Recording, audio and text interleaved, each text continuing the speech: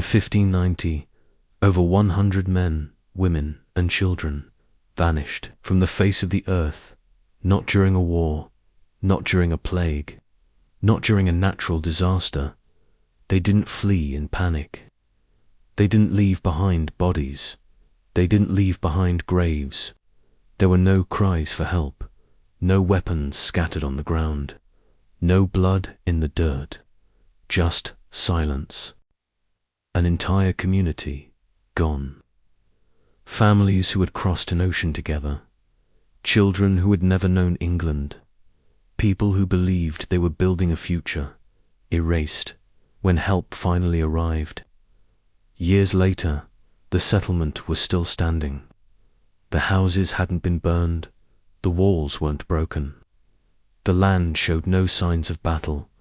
It was as if everyone had simply stood up and walked away. And then, carved into a wooden post, 4 letters, C-R-O-A. Not a sentence, not a plea, not a warning, just a word. CROATOAN. There was no cross carved beside it, no mark of distress, no sign they were under attack, which meant something far more disturbing. They left on purpose, but if they left willingly, why did no one ever see them again? No settlers found downstream, no camps discovered in the forests, no survivors recorded by neighboring tribes. More than 100 people vanished without a trace. For over 400 years, historians, archaeologists, and investigators have tried to explain what happened. They've proposed theories, some hopeful, some horrifying, some impossible.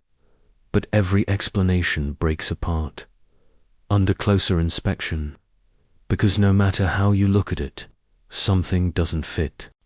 An entire colony does not simply disappear, not without leaving something behind, unless what happened to them was never meant to be found, unless the truth was carried away by the people themselves.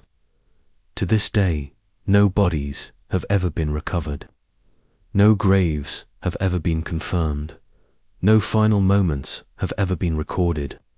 Only a name, a word, a question carved into history. CROATOAN. And whatever happened to the Lost Colony of Roanoke? It has never let go of its secret. This wasn't a single person. It wasn't a traveler who got lost. It wasn't a sailor who fell overboard. It wasn't one family swallowed by the wilderness. This was an entire colony. Men and women who knew each other's names. Children who played in the same dirt paths. Mothers who cooked together. Fathers who stood guard at night. They didn't vanish one by one. They vanished together. Over 100 people. That number matters. Because once you reach that scale, disappearance becomes nearly impossible. Someone always survives. Someone always leaves evidence. Someone always tells the story. But in this case, no one did. These weren't explorers passing through. They built homes. They planted crops. They buried their dead. They believed they were laying the foundation for something permanent, a future, an English foothold in a new world, an unborn nation. Children were born there, children who had never seen England, who had never known another home, who had no reason to leave, unless something forced them to. So ask yourself this: how does a community like that disappear? Not in chaos, not in flames, not under attack, but quietly, deliberately, without leaving behind bodies, without leaving behind graves, without leaving behind answers. There are only a few possibilities. They were destroyed, they were absorbed, or they chose to leave. And every single one of those explanations creates more questions than answers. Because destruction leaves remains, absorption leaves traces, and choosing to leave leaves destinations. But Roanoke left none. What happened didn't just remove people, it erased them from the land, from the record, from memory itself, which means the mystery of Roanoke isn't just about where they went, it's about why their story was never finished. And once you start pulling on that thread, everything begins to unravel. Roanoke wasn't supposed to fail. It wasn't an experiment meant to be abandoned. It wasn't a temporary camp. This was England's boldest gamble. In the New World, a statement, a declaration that they were here to stay. For years, England had tried and failed to establish a permanent foothold across the Atlantic. Ships were lost, settlements collapsed, men died, but Roanoke was different. This time, they didn't send only soldiers. They didn't send only adventurers. They sent families, mothers who crossed an ocean not knowing if they would ever see home again, fathers who carried tools instead of weapons, believing they were building something lasting, children who ran across unfamiliar ground, too young to understand how far away they truly were. This was no longer an outpost. Outposts can be abandoned. This was a community. Among them was a child named Virginia Dare, born in 1587, the first English child ever born in the Americas. She wasn't just a baby, she was a symbol, proof that England's future could take root in this land if Roanoke succeeded. Everything would change: trade routes, power, history itself. Roanoke wasn't just a settlement, it was the blueprint for what would come next, which is why its disappearance echoes so loudly. Because when Roanoke vanished, it wasn't just people who were lost, it was England's future in the New World, a chapter torn from history before it could be written. And that's what makes this so disturbing. Not that Roanoke failed, but that it disappeared. Without explanation, no final message, no warning, no account of what went wrong, just absence, an entire future erased, and then it vanished. Life at Roanoke was harsh. The land was unfamiliar, the seasons unpredictable. The soil refused to behave the way it did back home. Food was scarce. Every harvest was uncertain. Every meal was a calculation. Hunting parties left at dawn, not knowing if they would return with enough. Fishing nets were cast with hope, not confidence. And beyond the edge of the settlement, the forest watched them, dense, unforgiving, filled with people they did not fully understand. Relations with local tribes were fragile, sometimes peaceful, sometimes tense. Trade could mean survival one day, and suspicion the next. A single misunderstanding could shift everything. Supplies from England were their lifeline. Every tool, every blade, every ounce of gunpowder. Without those ships, Roanoke could not last, and everyone knew it. At the center of it all was the colony's governor, John White. He wasn't just a leader, he was an artist, a man who sketched the land, the people, the world around him, as if he knew it might disappear. But more than anything, he was a father. His daughter, Eleanor, lived there. His granddaughter was born there. Every decision he made was shadowed by that truth. By 1587, the situation was becoming desperate. Supplies were running low. Tensions were rising. The future felt fragile.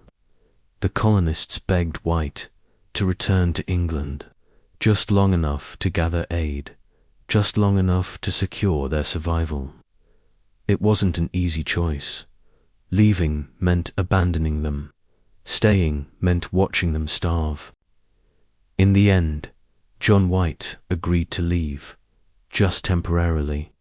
That's how it was framed. A short journey, a brief absence. He promised them he would return. It was the last promise many of them would ever hear. John White never meant to be gone long. That was never the plan. The journey back to England was supposed to be brief. Enough time to gather supplies. Enough time to return with help. Weeks, not years. But history had other plans. England went to war.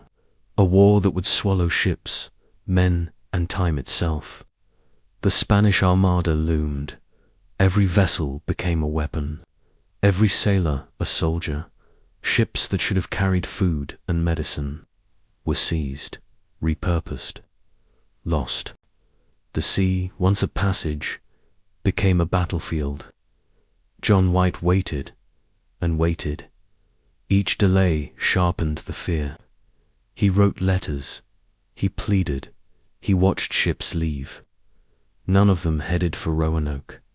Back across the ocean, the colony waited too, with no way of knowing what had gone wrong. Months turned into years. Not one, not 2, 3 years passed. 3 winters. 3 harvests or failures. 3 years of unanswered hope. When John White finally secured passage, when the war loosened its grip, when a ship at last pointed west, the cost of time was already paid. White stood on the deck as land slowly came into view. The coastline he knew, the place he had left behind, but what awaited him was not relief, it was absence. By the time John White returned to Roanoke, he was already too late. When John White arrived in 1590, he didn't hear voices, no greetings, no shouts from the shore, no children running toward the boats. He didn't see smoke rising from hearth fires, no cooking fires, no signals, no movement. He found silence. The settlement stood before him, empty. Homes were still there, not burned, not broken, carefully dismantled, as if the people who lived there had taken what they needed and left the rest behind. There were no weapons scattered on the ground, no overturned furniture, no signs of a struggle, no blood in the dirt, no graves. It didn't look like a disaster. It looked like a departure. White walked through the settlement, past homes he recognized, places where families once slept, where meals were shared. Everything was still, too still. And then he saw it, carved into a wooden post, not scratched, not rushed, carefully carved, the same word, CROATOAN. There was no cross carved beside it, no mark of distress, which was crucial. Before leaving, the colonists had agreed on a signal. If they were forced to leave, if they were in danger, they would carve a cross. There was none, which meant only one thing. They left willingly. They weren't fleeing an attack. They weren't running for their lives. They chose to go. But that answer only opened a far darker question. Where did they go? What investigators expected to find was evidence. Something, anything, because disasters leave marks. Violence leaves bodies. If the colony had been attacked, there would be bones, scattered remains, weapons left behind, signs of a fight. Even centuries later, something would remain. But there were no bodies, not one. If disease had spread, there would be graves, mass burials, shallow pits, markers hastily placed. Desperation leaves patterns, but there were no graves. If famine had struck, someone would have collapsed. Someone would have been too weak to leave. A child, an elderly settler, someone, but no one was found.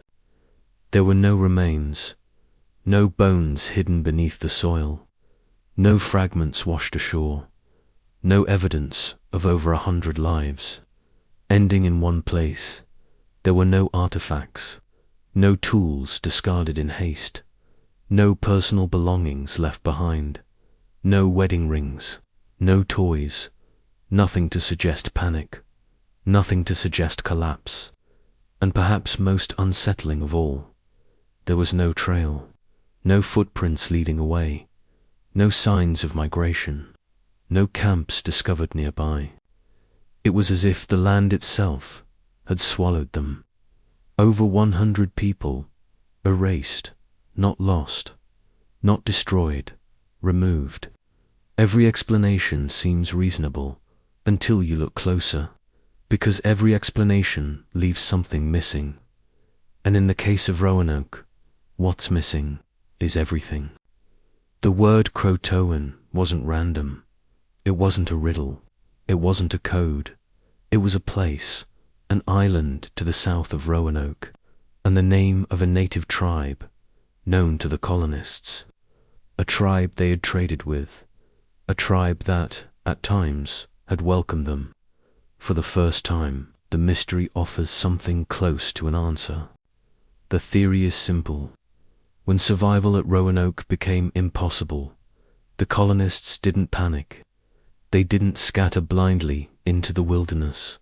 They went somewhere familiar, somewhere safer. They joined the CROATOAN, survival through assimilation, not disappearance, but transformation. They would have learned new ways to live, new ways to hunt, new ways to belong. They would have blended in, English names fading, English customs slowly replaced, and for a moment, this theory feels right. Later, explorers told strange stories of native tribes with grey eyes, with lighter skin, with features that seemed unfamiliar. Some claimed they heard English words, passed down through generations, fragments of a lost language, echoes. Hope flickers here, because this theory doesn't end in death, it ends in survival. But then it collapses. No confirmed remains were ever found. No English tools recovered, no weapons, no household items, nothing that definitively tied the lost colony to the CROATOAN. There were no written records, no accounts from the tribe itself. No mention of outsiders arriving in mass. No trace of over 100 people integrating at once. And that number matters, because assimilation leaves evidence. Cultures blend, artifacts survive, but here there was nothing definitive. Just stories, just rumors, just hope. And hope, in this mystery, has a habit of falling apart. Some believe Roanoke ended violently, that beneath the silence there was blood, that tensions finally snapped, that the colony was wiped out. The idea isn't unreasonable. The new world was not empty. Competition was fierce. Fear traveled faster than trust. Relations with local tribes were fragile at best. A single incident, a single misjudgment could have turned deadly. And massacres are not subtle. They are loud, chaotic, final. But massacres leave evidence. Weapons are abandoned. Broken blades, arrowheads, firearms left where they fell. Ruins remain. Burned structures, collapsed walls, scars etched into the land. Roanoke left none of these. There were no weapons. No arrowheads buried in the soil, no shattered tools, there were no graves, no bones, no fragments, there were no ruins. The settlement was not destroyed, it was dismantled. Roanoke left nothing. If there was violence, it vanished with them, and that may be the most disturbing thought of all. Others blame nature, drought, crop failure, slow starvation. But even then, people leave traces. People leave bones. Roanoke left nothing, not even desperation. What if there was no single event, no moment you could point to and say, that's when it happened? What if Roanoke didn't vanish all at once? What if it didn't end, but unraveled?